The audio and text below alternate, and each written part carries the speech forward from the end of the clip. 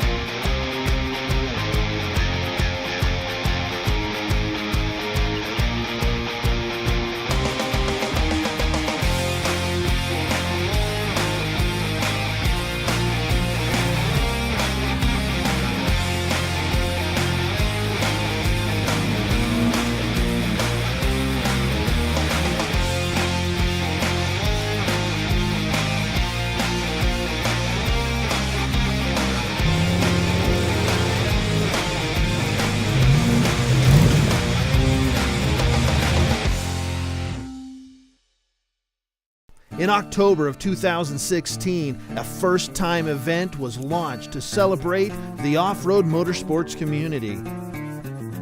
No single event had ever brought together all aspects of rock sports into one platform. Not before now, not before Trail Hero. So the inaugural event of Trail Hero was established at Sand Hollow in Hurricane, Utah, and it was just the perfect location when you look at everything around it, this local support, the beautiful terrain, the great people. There's bar none, not a better location out there.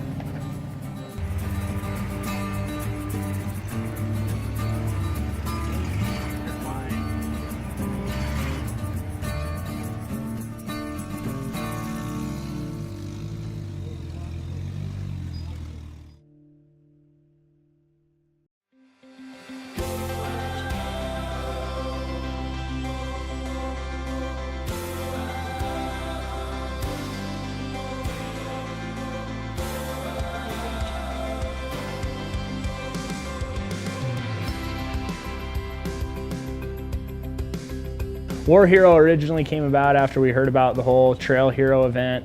I first noticed the Trail Hero down at Winter 4x4 Jamboree last year. Rich had a booth set up. And it was kind of Brad's brainchild, I guess you could say.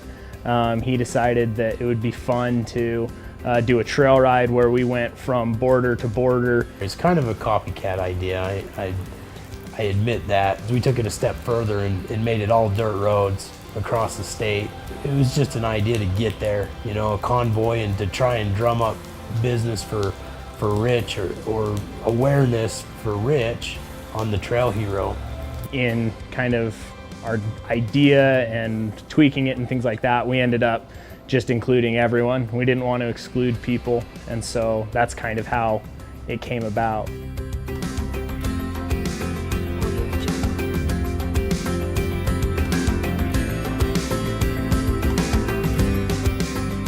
We started on a Sunday afternoon. We met everybody in Snowville, which is the closest meeting point to the Idaho border we could find, and actually made a little jog up into off the Transcontinental Railroad up into Idaho. You end up jumping onto the old Intercontinental Railroad where they came in and tore up all the tracks, but where the railroad stood, as far as where they burned it up, still is there. And then just went down the Transcontinental Railroad to Wendover, and from there followed the Pony Express route to basically all the way down to St. George and all the way into Arizona.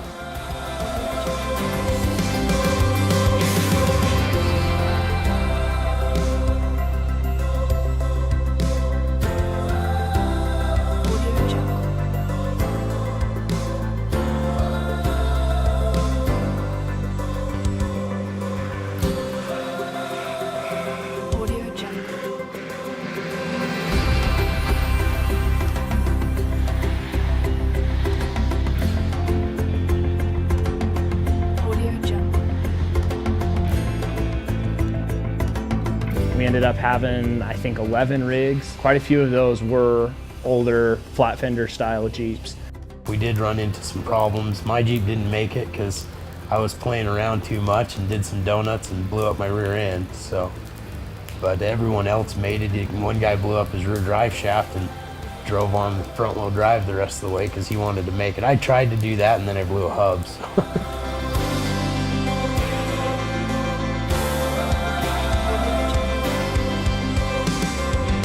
Our big thing with War Hero is we wanted to get as much publicity for Trail Hero, and especially for, you know, our favorite part of Trail Hero, which was, you know, the veteran side of it.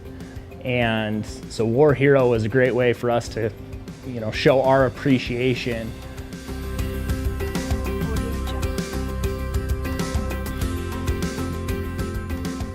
Ended up going right to Arizona. It was a great experience. It was a good trip. Just knowing that we made it, yeah, it was a good feeling. It was a sense of accomplishment. It makes me want to do it again next year.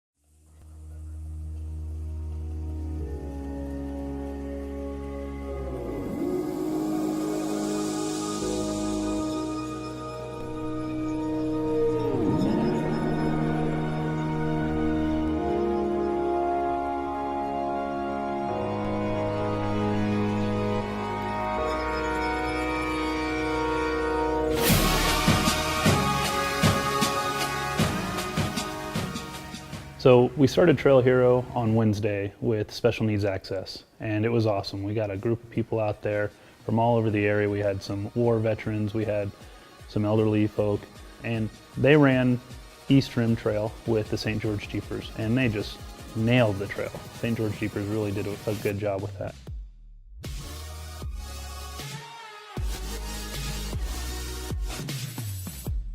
This kind of adventure is unique. You can't do this everywhere in the world, and here you can. We have the kind of adventure that the Trail Hero is all about. This is our brand. This is what we're about. We're Hurricanes, a little bit nitty-gritty, outdoor, get after it. And an event like this is just fantastic for what we're trying to do. When you look at the base idea of Trail Hero, it's affording opportunities to people. You know, we really wanted to focus on, you know, people with special needs, mental and physical disabilities. I'd been fortunate enough to be on a trail ride where we got a chance to give those guys an adventure, and it was just heartfelt, you know.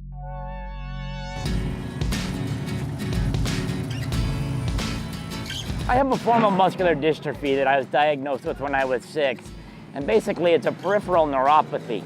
So it affects the muscles in my arms and legs.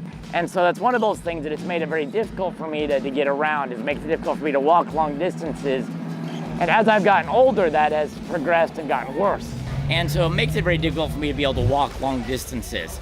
And so when I was younger, I really developed this love of the outdoors. And as I got older, my mobility began to decrease.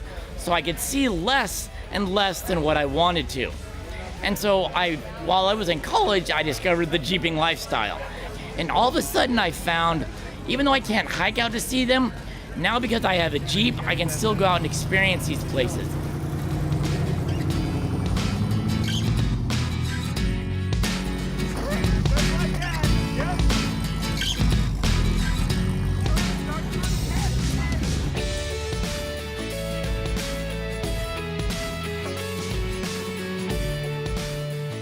And so I think one of the attractions to Jeeping is the idea that I can go out and I can still see the backcountry. I can still go out in those places that people that could hike or mountain bike or things like that would be able to get to that I never would be able to see. And so in many ways, my Jeep is kind of my legs. It gives me the opportunity to participate in activities that quote unquote normal people are able to do that otherwise I wouldn't be able to. No, I wouldn't take that away from him. That's his legs, that's his fun, that's his adventure.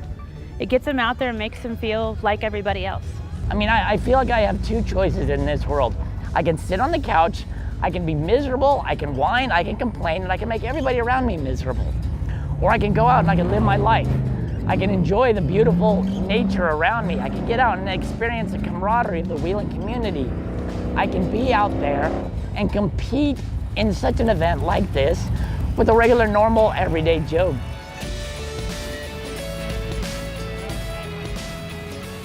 And so the more I've gotten into it, I've gotten very heavily involved in the off-road industry because it allows people like me with a disability to still be able to access the outdoors and see these beautiful sights. And that's one of the big things that I fight oftentimes, is that ability for people like myself or elderly people or disabled veterans or young children to be able to still be able to go out and access this land even though they can't hike 15 miles to go out and see it. So by responsibly recreating in a motorized vehicle, you can still go out and see those beautiful objects in nature.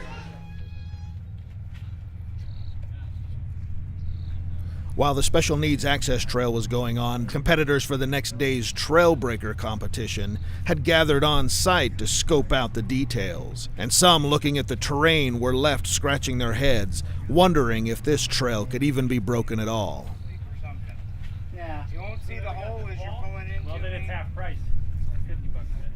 You know, it was kind of funny. The first day we walked it, I looked at a few of those things and I thought, wow, I don't know about this. You know, but then as you walked them again and I got a little closer, you got to think, okay, yeah, I got a line on this. I think I can do this. I can't tell you how many people we had tell us, there's no way somebody's going to get through this. And I was so concerned about it, I flew Jason Pauly down just to take a look at it. And if he could drive it or if he could see the line, then maybe it was possible.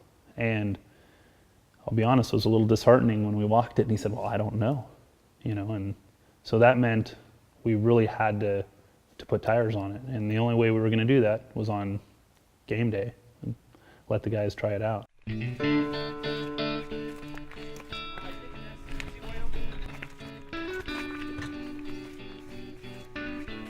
And today we're up here in the Trail Breaker Canyon and we're installing anchor points in order to remove vehicles that may get stuck or roll over or have some kind of issue, maybe even a breakdown. By putting these anchors in here, not only will they be beneficial for the people at the Trail Breaker event, but they will also be beneficial for future events or even future people wheeling.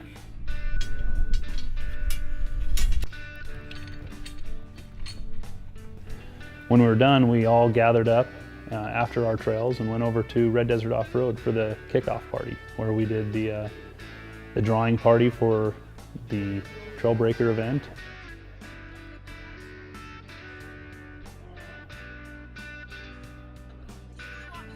The Trail Breaker is an interesting event in that no driver can watch another, and to make sure everything was a fair playing field, we drew those participants in their drawing order in front of everyone. That way there's no mistaking, this guy goes first, this guy goes last, and there's no funny business throughout the whole process.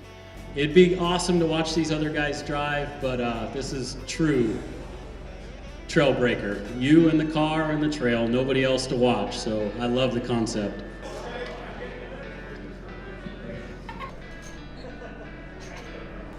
Well, I'm really excited to be here. It's like I've said a million times, it's a huge honor to get to wheel with guys like this.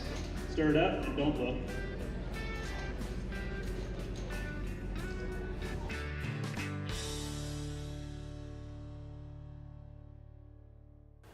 So day 2, we opened up with trails again. Early the next morning, competitors were still preparing for the Trail Breaker course, but others found their way to the trail for a day of enjoyment on the red rocks of the Sand Mountain OHV area. Now, we also had the Wheelers for the Wounded out there guiding trails, and Kevin Carey and those guys just do an awesome job. A specific Veterans Access Trail was pretty cool to have at any kind of event. This weekend we're out at Trail Hero with Rich Klein and with a bunch of good friends and a bunch of veterans on this Warrior Trail and a new Jeep that I'm trying not to break.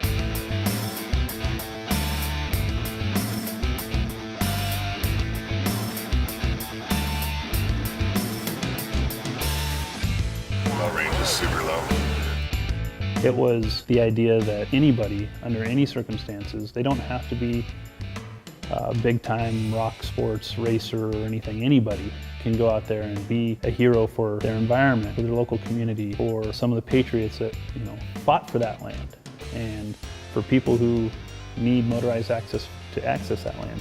That's how you become a trail hero. It's to provide those opportunities to enjoy the environment, clean the environment, help people do the same.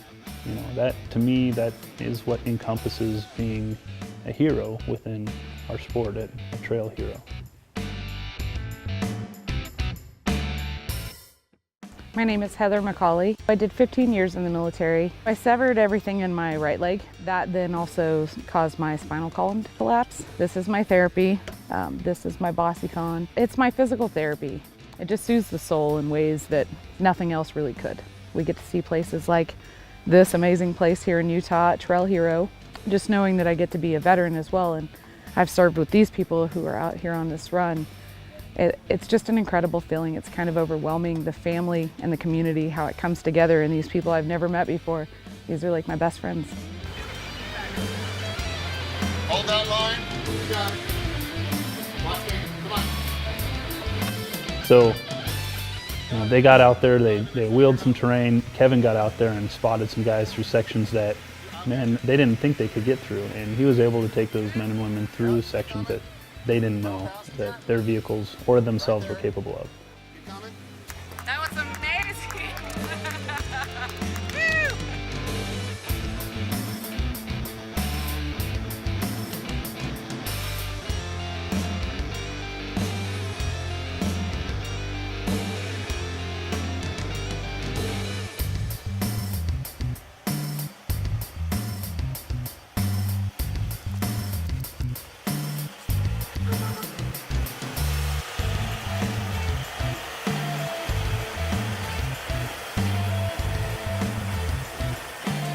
How many times is that for you today? That would be 3, sir. I'm giving rides. Yeah, that was way cool! Wheelers for the Wounded was started roughly 10 years ago. Kevin had the vision to get Wheelers for the Wounded of California started. We're now a nonprofit, a 501c3. We're very small, have a unique recipe to take combat veterans and Purple Heart veterans on the Rubicon and a couple other trails 5 times a year. We've been really fortunate throughout the last couple of years to be catering to every conflict from World War II forward. We take Afghanistan veterans into World War II veterans four-wheeling for 3 days on the Rubicon at no expense to them. Something happens on those trips that helps vets with PTSD and combat fatigue. For some reason, it just being in the mountains, in the trees, on the trails that these guys and these men and women have fought for, and being among their brothers and sisters that have tasted the same dirt, been shoulder to shoulder with in combat, it really, to use the cliche, it's really kind of a safe place for them. I don't quite know what it is, but some magic happens there. And what we've seen is an incredible amount of sharing and healing through these events. So we just took something we already love, something we already do, and we're just trying to help veterans with it.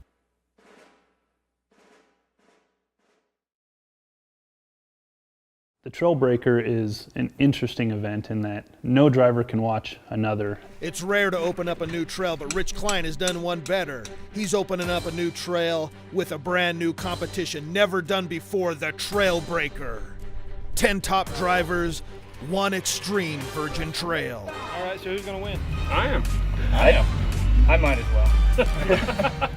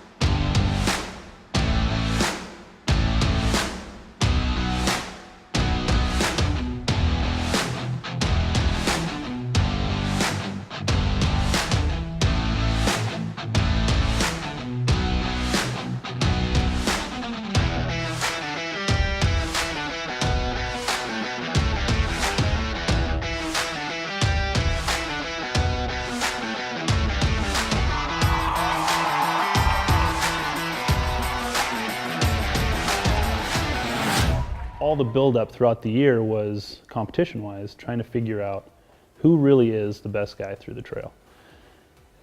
We've got the top 10 drivers in the world battling it out on this insane trail that you could barely walk up, let alone drive. There were sections where we did not know if you can even get through it, and 5 guys did. And it's just amazing that they and their vehicles, even looking at it, best drivers in the world, couldn't figure out if they were even capable of doing it themselves.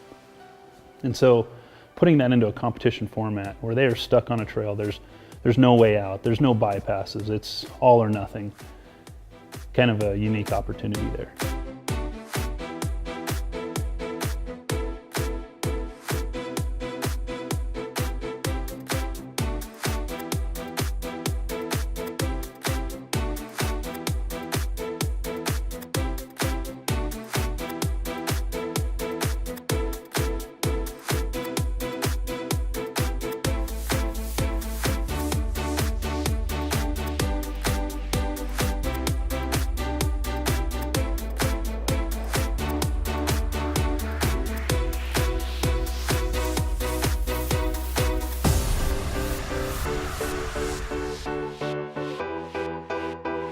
So my name is Cary Gleason, and right away I was blown away because I thought, wow, this is really impossible.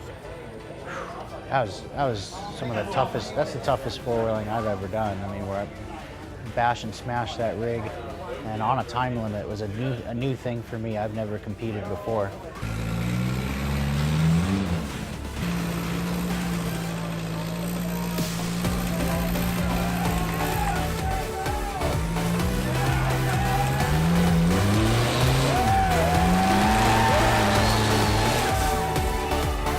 Made it all the way through. I was super relieved, super happy. That was a very, very hard trail with some of the best guys ever, all guys that I respect. It's amazing.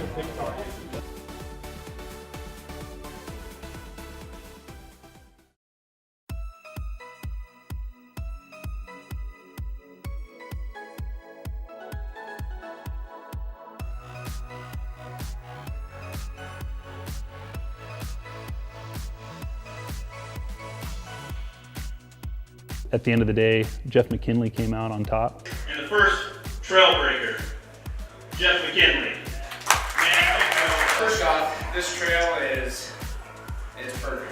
You know what? Normally a guy doesn't make a drive. It's maybe a guy today when he called me on the phone and told me about it. So this meant a lot to me. It was awesome. He named the trail Ironman, and that was kind of one of the rewards for defeating the trail and winning the event. So that was pretty cool. And with that, he took $3,000 home and nice little pad to the pocket. Well, it's the end of a very epic day here. We're at Sand Hills Resort as we just wrapped up the first really big day and the Trail Breaker Trail, which has never been done before.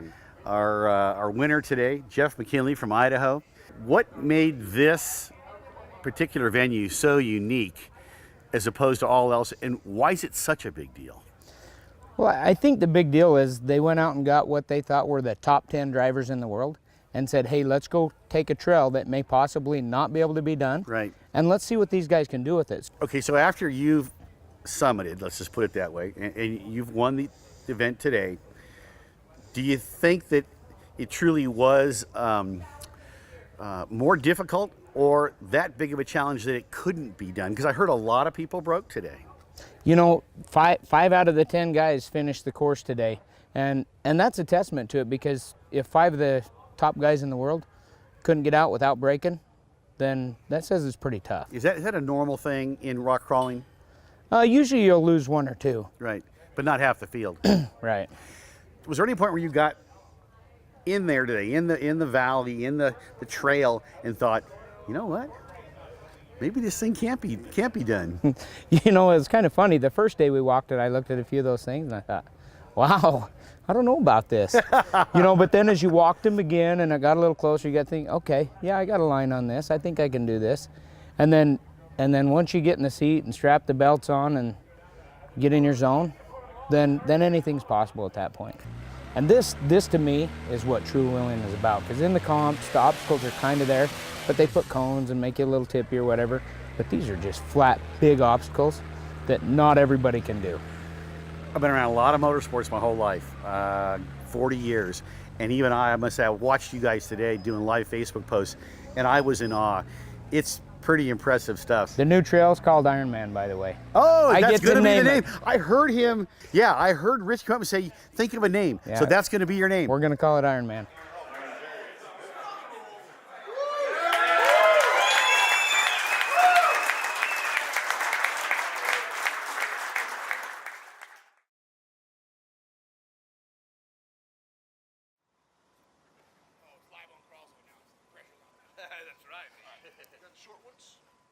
So I think it's really interesting with like the off-road community how you start talking to people and we're typically all pretty like-minded, and that forms, you know, a really great family with a bunch of individual personalities, but people who are downright good people. The jeeping community, the off-roading community is, for the most part, a very tight-knit group.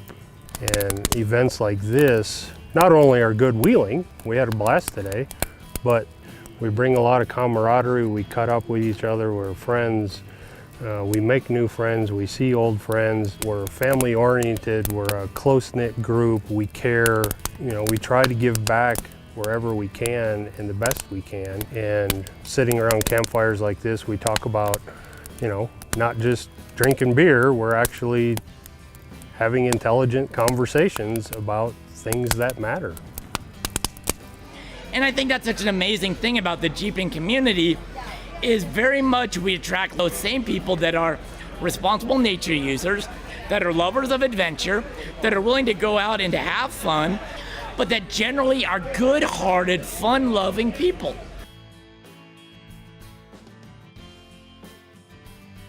Being able to see nature and being able to see, you know, God's creation. Our adventure is outside of rock sports. It's getting out on the trails. It's camping.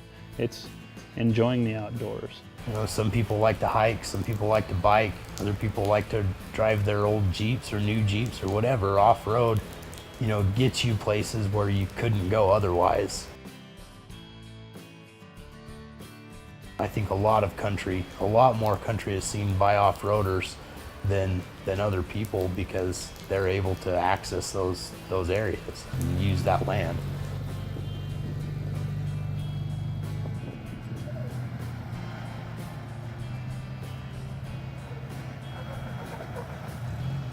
You see somebody break down on the trail, you're fixing them, you're getting them back to camp, you're helping them get ready for the next day.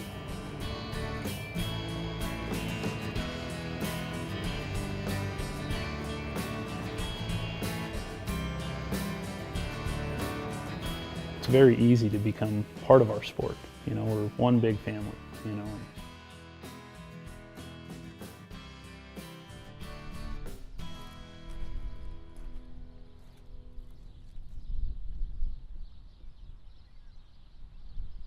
Hold on to your muffler bearings because this is Bounty Hill, a course through rocks, sand, epic wins, epic fails. You ain't gonna believe this.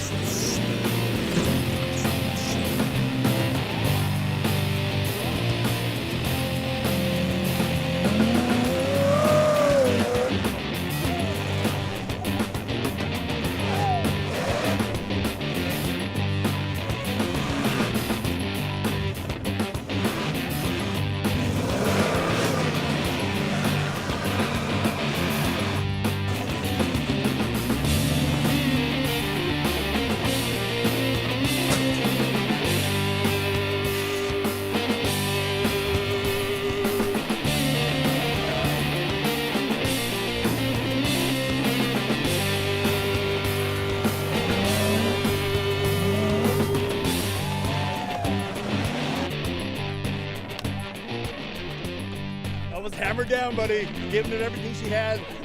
This sand's just too soft. I wasn't going to go all the way over, so I just throttled out of it.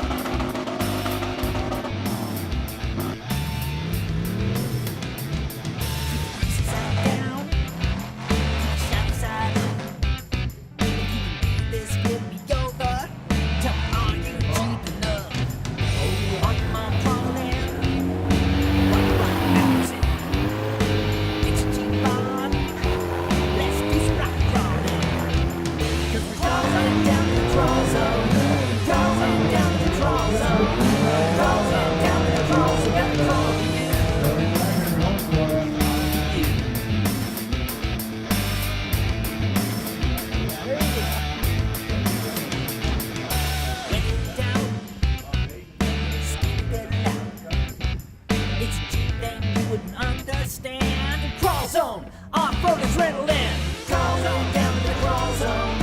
Crawl zone, down to the crawl zone. Crawl zone, down to the crawl zone. Gotta crawl over you. Crawl over you. Crawl zone, down to the crawl zone. Crawl zone, down to the crawl zone. Crawl zone, down to the crawl zone. Gotta crawl over you. Crawl over you.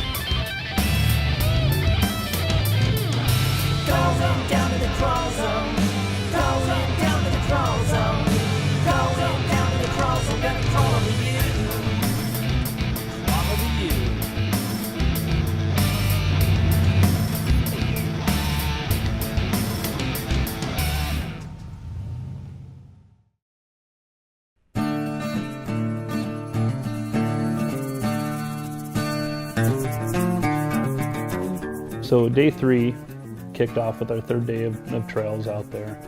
And that was when we went from 14 trails a day for Wednesday and 14 trails for Thursday to 28 trails for Friday. And it was booked. I mean, we had an immense amount of people out there cruising around all over southern Utah. And it was just cool to see.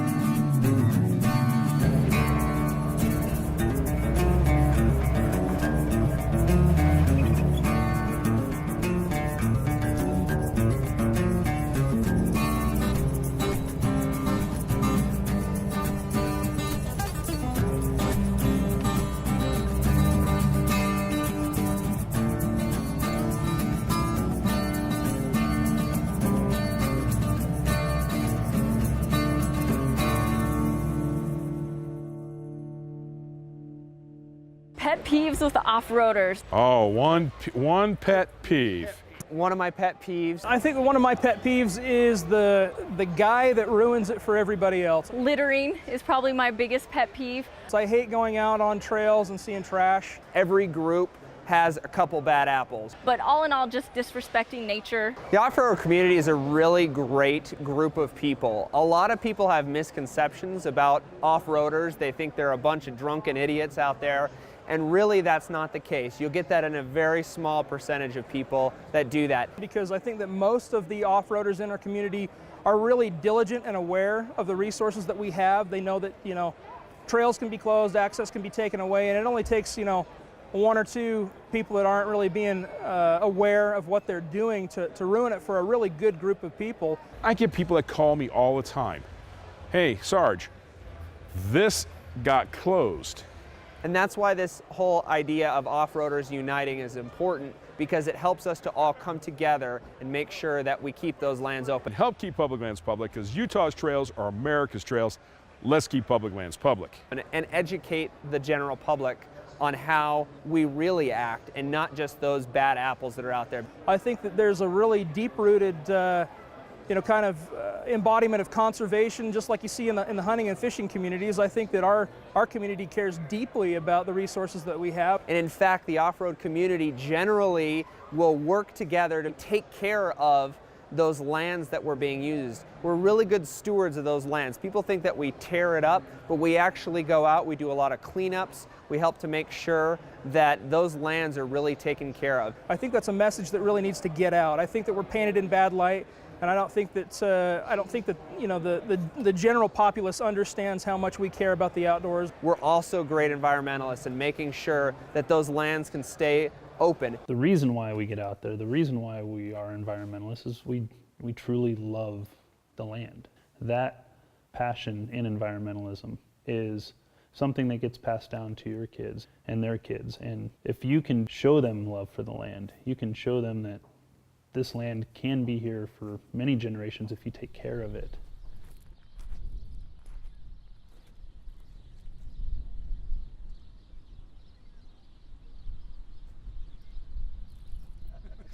This is rock before. I've done that Yeah, before. you don't want to scratch your mall crawler.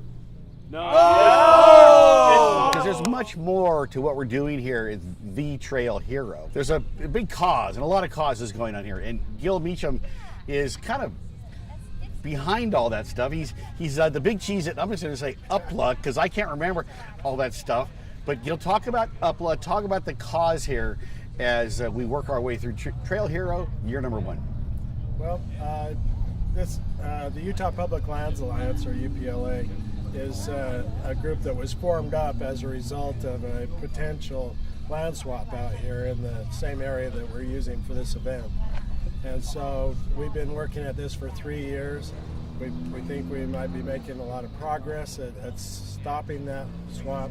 A lot of good causes, a lot of good things being done here. Trail Hero number 1. I've been to Moab. This is my first time here. This is an amazing facility. And do some homework, because Moab's cool, this is cooler, and the whole idea is to keep this still the coolest place that I've ever been for off-roading. Save this place, let's keep it going, and you got to come visit here if you're an off-roader. So day 3 kicked off with our 3rd day of trails out there, and that was when we went from 14 trails a day for Wednesday and 14 trails for Thursday to 28 trails for Friday.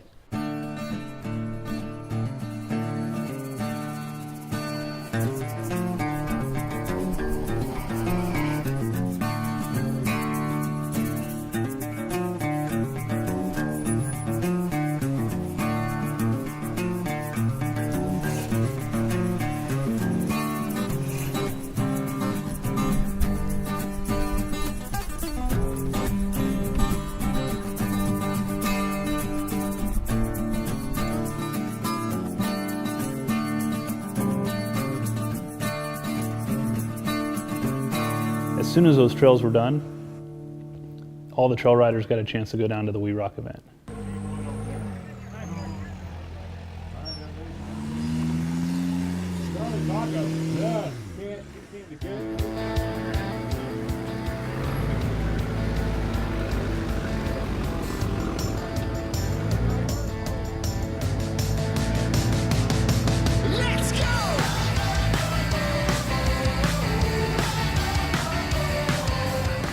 The way the courses were set up was perfect. The close proximity let spectators stand in any one point and have complete advantage of being able to see every single piece of the action.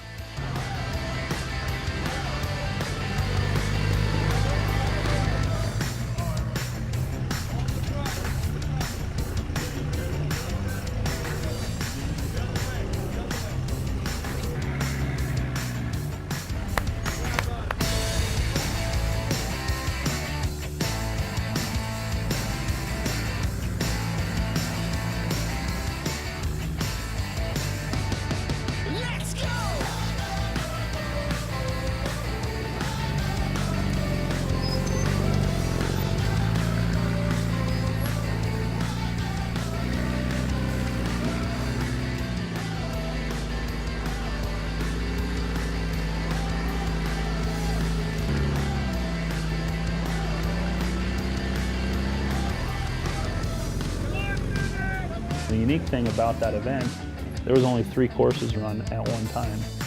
Most We Rock events have 4 to 12 courses all being run at the same time, and none of the spectators, none of the sponsors, none of the media that was there even noticed that those other courses weren't happening. It was just all the action focused in one spot. Group down there in Phoenix, you guys are across a couple different disciplines in rock sports.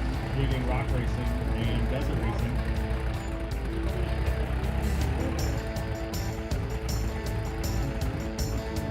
Spotter showing him where to go. He wants that right front wheel right there. He's gonna pin it up the hill. Wow, what a move. Trying to hop it up the hill. There he goes, he's gonna try to hop it up here now. He's got the right front planted nicely. He's just gonna try to, he's gonna go to power and go to all four. Yeah, so we just tried to make it a calculated run, you know, let's just try to make it clean, and we can't afford to take the bonus lines on that one, you know. Yeah, without that front locker, it's hard. I mean, maybe we'll just run around with the strap on the front and I'll be the locker.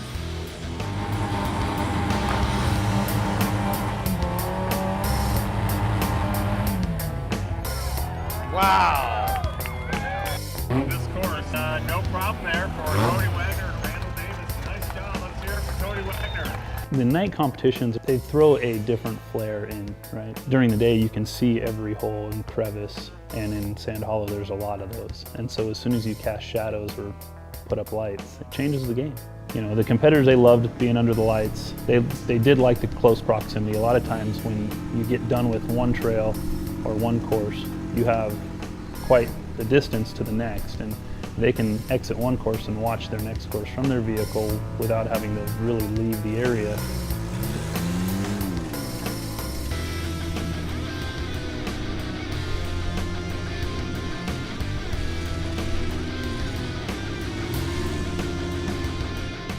I can tell you there's a lot of people that enjoyed it. Zipline Team and PIC Race Radio.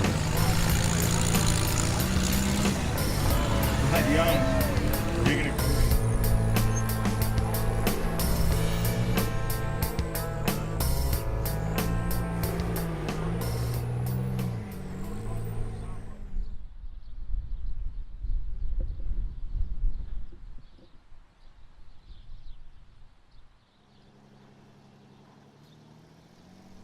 Opening up the last day of Trail Hero being Saturday, we knew that there was another 28 trails being ridden. We knew that our influx of participants had increased by 14%. We knew that there was going to be more activity there. And the one thing that we were proud about with all these trails that had been run is that we had no single injury out there at this point, and we continued that through the event. The interesting thing was we did have a couple rollovers. That's kind of the nature of our sport. It's not a matter of if, but when, right? And so, you know, being able to escape the weekend with no injuries and then get everyone off their trails when they're done and back to watch the Laser Nut Rock Race was just awesome.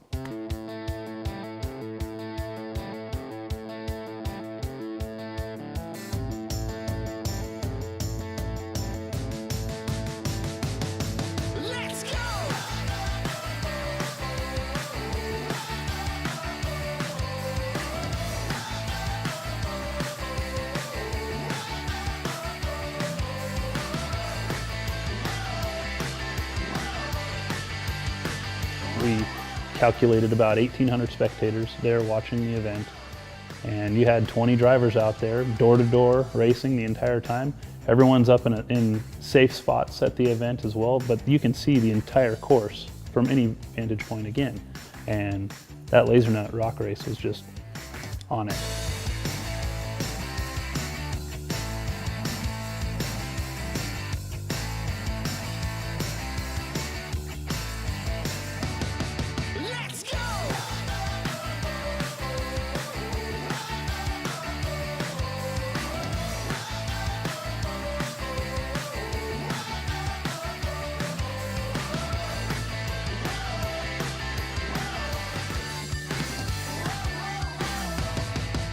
After the rock race, we gathered everyone up and went to our closing ceremonies downtown Hurricane. And it was one last effort to just say thank you to everyone that showed up for a first year event.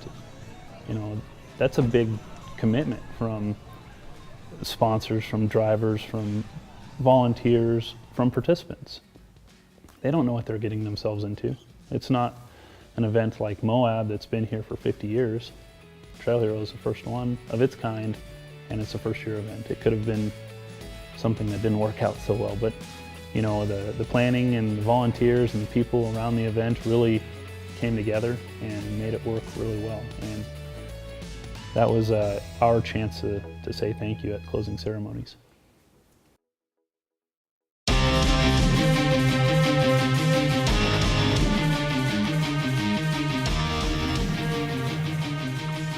Trail Hero is just kind of a unique concept, and I really think it's something that can bring the industry together as a whole. Right now there's all these individualized efforts, and that's great. We need those, but as an industry we need something for us as well. So with Trail Hero, it's essentially a 4-day event, and at the end of each day you've got industry entertainment surrounded by the rock sports community. And the idea is that we take everyone that's in the sport in general, take them from the trails, take them to the events, and put together one large collective effort within the industry itself.